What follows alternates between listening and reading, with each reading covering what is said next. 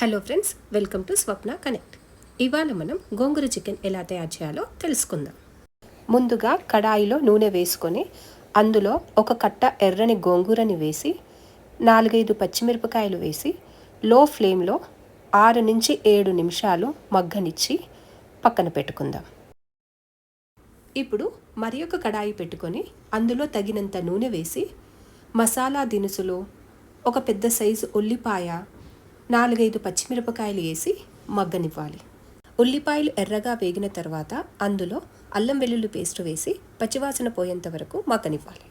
అందులో కరివేపాకు, ఉప్పు, పసుపు, కారం, ఒక పెద్ద సైజు టమాటా వేసి మెత్తగా అయ్యేంత వరకు మగ్గనిద్దాం.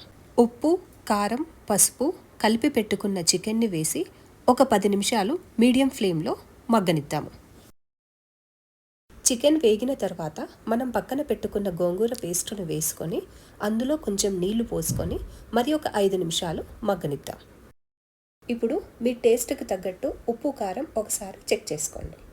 దించకముందు ఒక స్పూన్ మసాలా పొడి వేసుకొని తరిగిన కొత్తిమీరని చల్లి దించుకోవడమే.